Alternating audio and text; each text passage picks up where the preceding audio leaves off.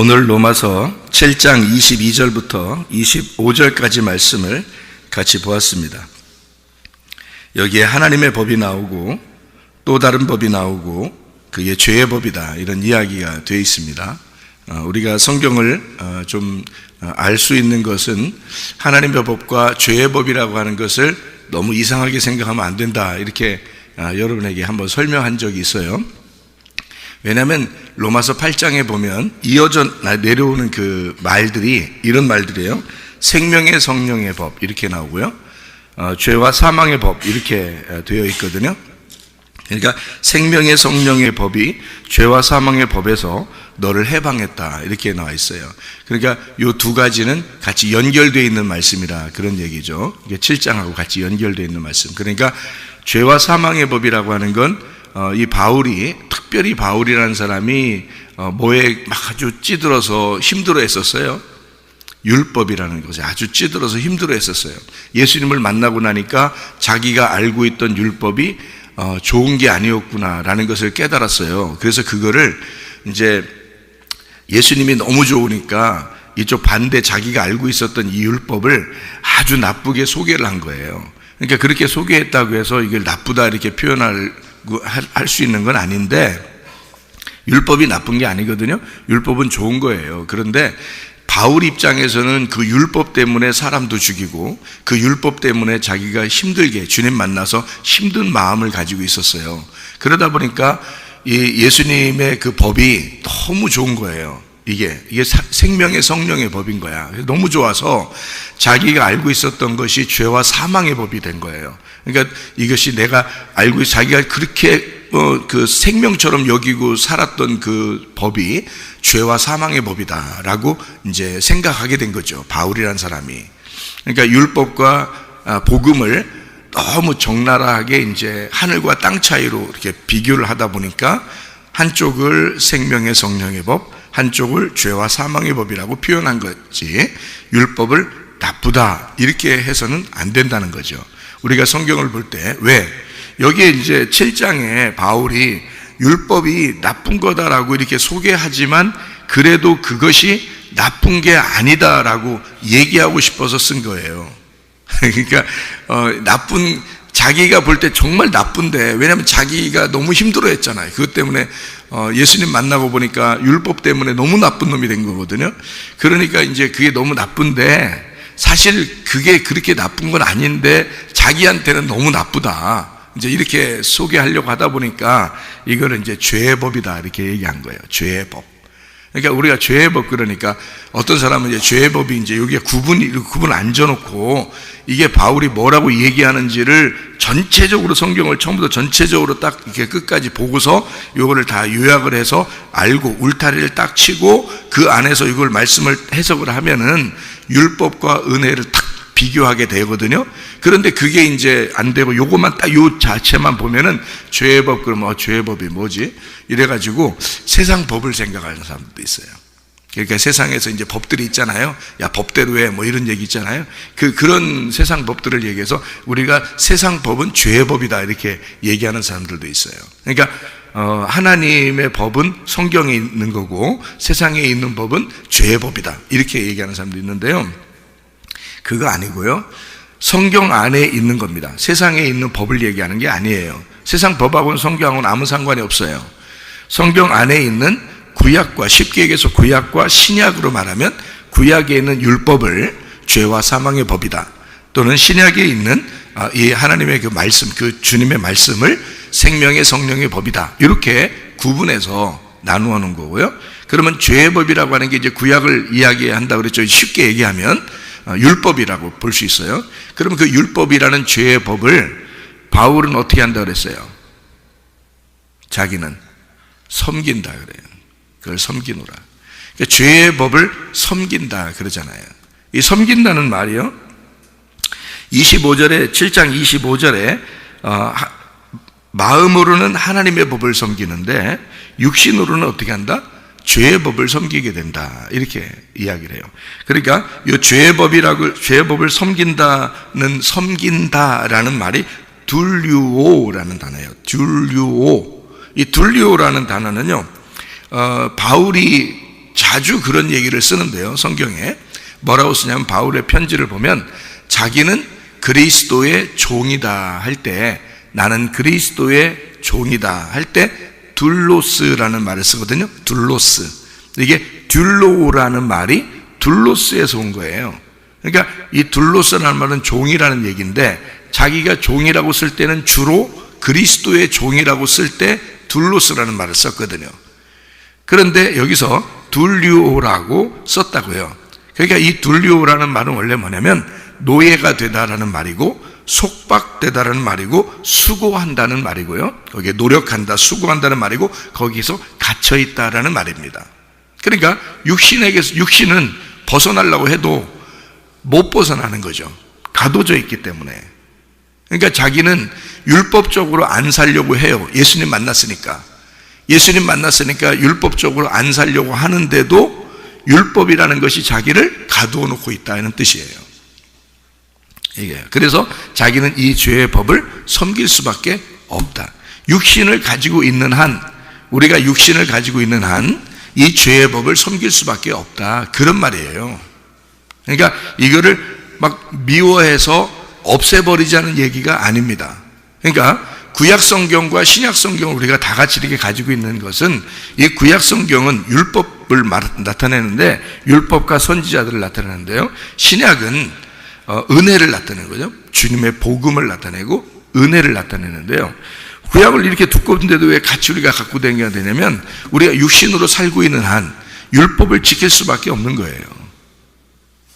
이 육신을 가지고 있는 한. 그러니까 바울 사도가 율법을 다 깡그리 무시하고 사는 사람이 아닙니다. 죽을 때까지요.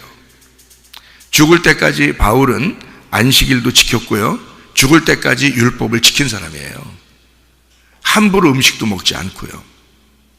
그러니까 율법이라고 하는 그것을 이 바울은 예수를 만나니까 복음이 너무 좋아서 이것을 죄의 법이라고 얘기하지만, 내가 육신으로 사는 동안에는 어쩔 수 없이 나는 그 율법 안에 가두어져 있는 사람이다, 그 말입니다. 그게 울타리를 쳐준 거죠. 그래야 우리가 거기서 벗어나지 않아야 방종하지 않는 거거든요. 사람이 집이 담이 없으면 이렇게 훨씬 편하죠. 근데 담을 이렇게 쳐요. 그러면 이 내 집이다라고 하는 것이 이렇게 담을 치잖아요. 그러면 여기 안에 있는 건 내 집이야, 내 거야, 이렇게 되잖아요. 그러니까 그 보호하는 차원도 되잖아요, 이 울타리가. 그러니까 율법이라는 울타리가 우리를 이렇게 딱 쳐줄 때, 겉을 이렇게 쳐서 거길 벗어나지 마, 이게 너의 집이야, 그러면 이 집을 나가지 마, 요 안에서만 너희가 행복하게 살아. 그러면 그 울타리를 쳐준 게 율법이고, 그 안에서 행복하게 사는 게 복음이에요. 그러니까 이건 굉장히 중요한 거죠. 나를, 이 복음을 복음답게, 예수님을 만난 우리들이 너무 행복하고 기쁘게 만드는 그런 울타리가 되니까, 보호해주는 기관이잖아요. 지켜주는 거잖아요. 내가 행복을, 진짜 행복을 누릴 수 있도록 나를 지켜주는 게 율법이라는 거죠. 그러니까 여러분은 성경을 다 이렇게 깡그리 무시하고 나 예수님만 믿으면 돼, 그러면 복음을 받았어, 진리를 받았어, 나는 예수님만 믿었으면 끝나, 이게 아니고요, 육신으로는 죄의 법을 섬길 수밖에 없는 우리의 모습이라는 거죠. 그러니까 그 울타리 때문에 그렇습니다. 그 울타리를 벗어나서 우리가 방종하면서 막 예수 믿으면 다 끝났어, 나 예수 믿으면 다 된 거야, 나 천국 백성이야, 이러면서 막 아무렇게나 살면 안 된다는 거죠. 성경의 법이 우리에게 분명 엄연하게 있는 거죠. 그래서 성경의 법 안에서 너희가 즐거워해라, 그 예수님을 만나라, 그렇게 되는 거죠. 그게 지금 여기에 있는 말씀입니다. 그러니까 죄와 사망의 법이라고 하는 것과 생명의 성령의 법이라는 게 이제 알겠죠. 그런데 이게 이 안에서 너무너무 행복하면 이런 게 있죠. 애들하고 부모님하고 너무너무 재밌게 막 오손도손 얘기를 하고 있어요. 옛날 집 같은 걸 생각해봐요. 옛날 집은 아파트 같은 게 없었잖아요. 다 단독주택입니다. 그러면 뭐 담도 이렇게 있고, 그러면 그 안에서 막 뭐 윷놀이도 하고 이렇게 재밌게 놀이도 하고 같이 얘기도 하고 같이 밥도 먹고 막 하하호호 막 이렇게 얘기하고 있으면 말이에요, 밖에 담이 있는지 없는지 알아요, 몰라요? 몰라요. 그냥 그 안에서 즐겁기만 한 거예요. 그렇죠? 그러니까 이게 그 안에서 즐거운 그 복음, 예수님 안에서 너희가 생활하는 그 생명의 성령의 법이 너무 좋기 때문에 죄와 사망의 법이라는 건 보이지도 않는다는 거죠. 근데 있는 거란 말이에요. 무슨 말인지 아시겠죠? 이게 율법이라는 것과 은혜라는 것은 이런 차이예요. 그러니까 그거를 하나를 버려버린다는 뜻이 아니에요. 완성한다는 거죠. 그러니까 예수님은 사랑으로 그걸 완성했다. 그 말은 그 율법이 있지만 율법이 없는 것처럼 살아간다는 뜻입니다. 율법은 있어요, 분명히. 근데 그거를 사랑으로 완성했기 때문에 율법이 있지만 보이지 않는 것으로 살아가는 거죠. 그러니까 주님만 바라보며 사는 거예요. 주님만 바라보며. 그러니까 다른 법이 필요 없어요. 어떤 사람 보면 법 없이 산다 그런 말이 있죠. 그 사람한테는 법이 필요 없어요. 왜냐하면 그 사람 자체가 법이 자기를 저촉할 만한 행동을 하지 않잖아요. 어떤 사람 보면. 그래서 어떤 사람들이 보면 저 사람 법 없이도 살아 이런 얘기 하는 사람이 있죠. 그 사람한테는 법이 필요 없는 거예요. 근데 죄를 짓는 사람한테는 법이 꼭 필요하죠. 그래서 그걸 딱 이렇게 막아주잖아요. 근데 어떤 사람은 그런 법도 필요 없는 거예요. 왜냐하면 자기 스스로가 알아서 행동하기 때문에 그런 거죠. 그러면 주님과 우리가 사랑을 나누는 생명의 성령의 법, 사랑의 법 안에서 행복하게 지내게 되면, 그리고 그 주님만 바라보고 교회만 바라보고 말씀만 바라보고 이렇게 살아가는 사람은요, 울타리라는 이것이 안 보여요. 그게 의미가 없다고. 그 율법이라는 자체가, 죄와 사망의 법이, 죄의 법이 의미가 없어요. 있는데 의미가 없다고. 우리한테는 그걸 사랑의 줄로 매인 사람이다. 신랑의 사랑을 톡톡히 받는 사람이다. 신랑만 바라보면서 생활하는 사람이다. 이렇게 되는 거죠. 그러니까 그 안에서, 집 안에서 행복하기 때문에 담이 보이지 않는다는 얘기입니다.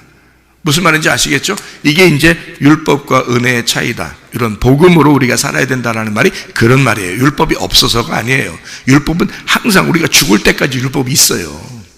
율법을 버리는 게 아니에요. 사랑으로 완성했고 행복한 것, 너무 행복하기 때문에 완성되어 있는 거예요. 그게 주님과 우리와의 관계란 말이죠. 그러니까 사명자들은 주님을 경험했어요. 만났어요. 그러니까 그 주님을 알아. 그 주님의 마음을 알아. 돌아온 탕자가 아버지의 마음을 아는 것처럼. 그러니까 아버지가 그때부터는 일을 안 시켜. 일을 안 시킨다고요. 아들이 알아서 일을 한다고요. 무슨 말인지 알아요? 돌아온 탕자가 일을, 아버지가 아침에 몇 시에 일어나? 저녁에 몇 시에 자라?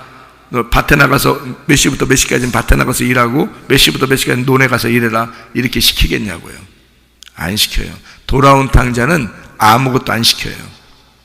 그 돌아온 탕자가 아버지를 위해서 어떻게든지 섬기는 거예요. 그게 사랑의 섬김이잖아요. 사랑의 섬김이에요. 나갈 때 탕자의 그 모습보다 훨씬 더 힘든 거예요. 섬기는 게. 왜냐하면 돌아온 탕자로서 아버지를 섬기는 게 보통 힘든 게 아니거든요. 근데 그렇게 섬기는 거예요. 근데도 그게 즐거워. 근데도 그게 기뻐. 무슨 말인지 알죠? 이게 사랑이니까. 아버지를 사랑하는 마음으로 하는 거란 말이에요. 그죠? 아내가 남편에게 사랑하는 마음으로 음식을 차려줘요. 사랑하는 마음으로 청소를 해주고, 사랑하는 마음으로 빨래도 해주고. 그게 힘들겠냐고요. 자기가 힘들어, 딴 때보다 시간을 더 많이 그 신랑을 위해서 투자해 주는데도 자기는 힘든 게 없어. 재밌단 말이에요. 신랑을 위해서 살아가는 게 너무너무 행복한 거죠. 왜냐하면 신랑이 사랑스러우니까. 그죠? 자, 돌아온 탕자가 아버지가 너무 좋으니까 아버지를 위해서 일하는 것은 힘든지 모른단 말이에요. 좋아서. 여러분이 주님을 섬긴다는 것은요, 주님께서 그런 마음을 주시지 않으면 힘든 거예요. 그런 마음을 주시지 않으면 율법입니다, 다. 그러니까 율법이니까 힘들죠. 여기서 그 곤고한 자다 이렇게 말했는데요, 슬프고 고통스럽고 곤고한 자라는 말인데, 이 바울이 그 어떤 게 있냐면 로마의 법에는요, 죽은 사람을 사형시킬 때, 어떤 사람을 사형시킬 때 죽은 사람을 이 사형수에다가 이 사형시킬 때까지 어떤 죽은 시체를 갖다가 그 사람에게 묶어놓는 그 형법이 있었대요. 형벌이. 그러니까 죽은 사람을요, 시체를 이 사형시키기 전에 이제 얼마 동안 시간이 남았을 거 아닙니까? 몇 달이 남았든지 며칠을 남았든지, 그러면 그 사람이 사는 동안에 이 사람이 사는 것도 즐겁게 살면 안 된다고 그래가지고 시체를 갖다가 묶어놓은대요. 그래서 화장실 갈 때도 시체랑 같이 가고 밥을 먹을 때도 시체랑 여기 같이 있고요. 그렇게 하는 법이 있대요. 얼마나 괴롭겠어요? 그 사는 게 사는 것 같지 않죠. 차라리 죽는 게 낫지. 그렇죠? 그런 사람이라면 진짜 죽는 게 낫지. 시체를 계속 붙들어 매놓고서 시체를 같이 앞에 놓고 밥도 먹어야 되고 걸어가야 되고 화장실도 가야 되고 앉아 있어야 되고 자야 되고 이러면요 계속 그 죽은 자가 같이 있는 거거든요.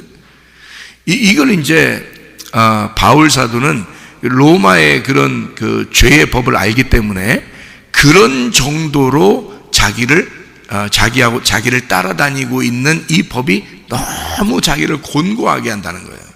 자기를 괴롭힌다는 거예요. 근데 자기는 육신적으로 사는 동안에는 그렇게 살아갈 수밖에 없다는 거예요. 왜냐하면 자기가 죄의 사람이니까, 자기는 죽을 수밖에 없는 사람이니까. 그러니까 그렇게 살아가는 그 정도로 자기는 매여 있다는 거예요. 율법에. 그러니 얼마나 고통스럽겠습니까? 이 사람의 고통이라는 건요, 이루 말할 수 없죠. 여러분은 율법 때문에 사람 때려 죽이고 그러진 않았잖아요. 근데 이 사람은 율법 때문에 사람 때려 죽이고 그랬잖아요. 이 바울이라는 사람이. 그러니까 이 사람의 괴로움이라는 건 놀라운 거죠. 자기의 그 곤고한 것은요. 그러니까 막 죽지 못해 산다는 얘기예요. 율법 때문에 자기는 죽지 못해 산다.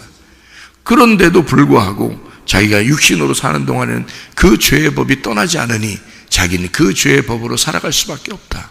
그러니까 한마디로 말하면 내가 이런 시체하고 묶여서 같이 밥을 먹고 같이 잠을 자고 같이 걸어가고 화장실 가고 하는 이 모습으로 사는 것이 율법으로 사는 것과 같은 것이다. 이게 죄와 사망의 법인데 왜 그러냐? 나는 이렇게 죽을 인생이니까. 나는 이렇게 죽을 인생이라는 것이 내가 같이 붙어 있다는 얘기야. 그렇게 사는 게 율법적인 삶이에요. 그러니 이거를 얼마나 떼어놓고 싶겠냐고 생각을 해보세요. 그럼에도 불구하고 그렇게 율법적으로 사는 모습, 그래서 곤고하다 얘기하는 거죠, 바울이. 근데 그가 주님을 만났어요. 주님을 만났는데 너무 사랑스러운 거야. 그러니 이게 보여 안 보여? 안 보여. 내가 죽을 인생인데도 그 시체를 같이 끌어안고 사는데도 주님이 너무 좋으니까 이게 나에게 생명의 성령의 법이 되는 거예요. 이게 자기에게는. 그러니까 예수 없이는 살아갈 수가 있어 없어? 없어. 그래서 예수님만 나의 구원자다. 예수 안 보면 나는 죽는 자다. 나는 예수 안 보면, 예수가 보이지 않으면 나는 죽은 자다. 그러니까 우리 주 예수 그리스도로 말미암아 하나님께 감사하리로다. 그렇게 얘기하는 거예요. 예수님만 나의 구원자입니다. 예수님 없으면 나 이제 못 살아요. 이렇게 된 건데요. 여러분, 우리가 예수님 없이 못 사는 사람들이 돼야 돼요.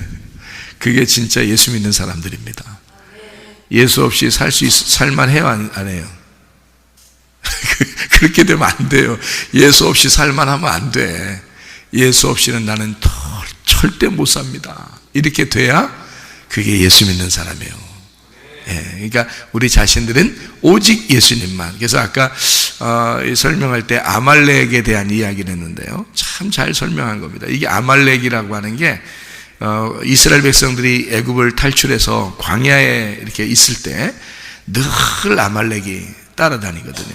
그 아말렉이 따라다녀요. 아말렉이 가나안 땅 들어갔는데도요, 아말렉이 따라다닙니다. 그러니까 이 아말렉은 우리의 인생에서 지긋지긋하게, 내가 벗어내고 싶지만 지긋지긋하게 따라다니는 게 아말렉이란 말이에요. 그러니까 하나님은 네가 죽을 때까지 내가 너하고 싸워줘야 된다, 이런 얘기거든. 그걸 이제 약속한 게, 약속이죠. 이렇게 약속한 게 출애굽기 17장이에요. 아말렉과의 전투에서 승리하게 되고, 모세는 뭐라고 이제 고백을 하게 되냐면 여호와 니시, 이렇게 고백합니다. 여호와의 승리, 여호와가 승리하셨다. 여호와 니시가 누구예요? 그럼 예수님입니다. 여호와 니시, 여호와 샬롬도 예수님이죠. 평화를 주시는 분도 평화가 예수님이에요. 여호와의 그 승리가 예수님입니다. 그러니까 주님이에요. 그러니까 그 예수님이 승리하셨다는 거죠. 싸우는 거를 누가 싸우면 밑에서 여호수아가 싸우고 위에 산 꼭대기에서는 모세가 두 손을 높이 들고 기도합니다. 이 중보기도를 얘기하는 건데요, 산 꼭대기 올라갔으니까 부활 승천입니다. 그래서 중보기도, 우리를 위해서 대신 중보기도하시고 지금도 기도하시는 주님을 의미하는 거예요. 그리고 밑에서는 여호수아가 싸우죠. 여호수아가 예수님입니다. 우리가 싸우는 게 아니에요. 여호수아가 싸우고 승리하는 거죠. 모세는 위에서 기도하고 있고요. 그러니까 부활 승천하신 주님은 우리를 위해서 기도하고 계시고 지금도 기도하고 계시고, 그 주님 없이 우리 못 살아요. 밑에서 우리를 위하여 아말렉을 대하여 싸우시는 분이 여호수아고 예수님이십니다. 그러니 그 아말렉이 뭐라고요? 육체, 바로 나란 말이에요. 바로 내가 끌어안고 사는 죽은 자와 같은 육신, 내가 같이 있는 나하고 묶여있는 그 육신, 그 죄악을 가진 아말렉, 내가 그거를 지긋지긋해서 떨어뜨리고 싶어도 그 아말렉은 끝까지 나를 따라오는 그 아말렉 말입니다. 그것을 닥치는 대로 싸워서 승리하고 쳐부신 사람이 다윗이고요, 그 완전히 다윗이 아말렉만 나왔다면 무조건 다 죽여버리거든요. 사울은 아말렉을 살려줘요. 승리를 못했단 말이에요. 사울은 실패하고요, 사울 왕은. 다윗은 아말렉만 나오면 조그만 놈이든 큰 놈이든 다 죽여요. 아말렉만 나오면. 다윗은 승리했어요. 다윗이 승리하고 난 다음에 솔로몬을 통해서 세워진 게 성전이에요. 그러니까 여러분, 우리 안에서 아말렉이 늘 우리를 따라다닌다고요. 죄의 법과 같이 막 끈질기게 내가 떨어뜨리고 싶어도 막 따라오는, 그래서 우리는 육신 가운데 사는 사람들은 아말렉과 더불어 사는 거거든요, 늘. 그러니까 이거는 죄와 사망의 법이 필요한 거죠. 그것을 통해서 내가 시체라는 것을 깨닫고, 내가 이 땅에서 땅의 소망을 가지고 살면 난 아말렉이요, 나는 시체에 불과하구나. 이럴 때 내가 예수가 필요하다. 내게 생명의 성령의 법이 필요하다. 예수만이 나의 구원자시다. 예수만이 나의 승리자시다. 예수가 나를 반드시 승리하게 할 것이다. 예수가 내 대신 싸워서 승리하신다. 그 주님과 동행하다가 주님 만나시기를 바랍니다. 아멘. 기도하겠습니다.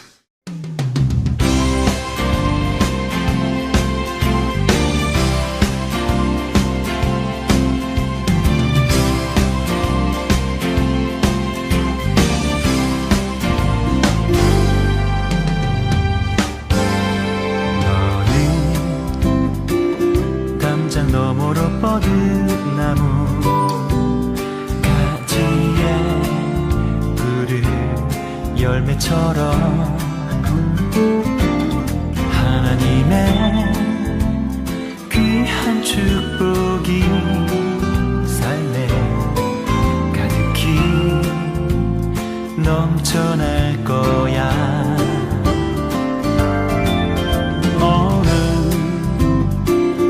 어떤 시련이 와도 능히 이겨낼 강한 발이 있어.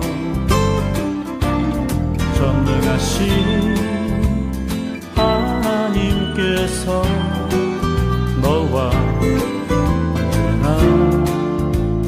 함께 하시니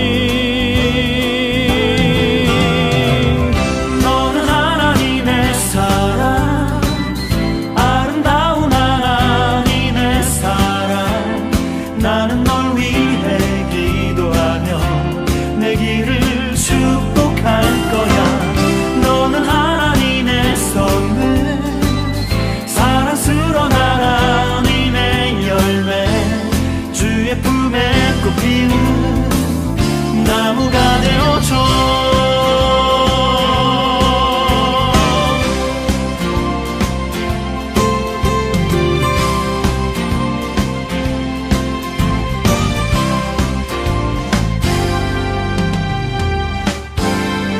너는 담장 너머로 뻗은 나무 가지에 푸른 열매처럼 하나님의 귀한 축복이 삶에 가득히 넘쳐날 거야. 너는 어떤 시련이 와도 능히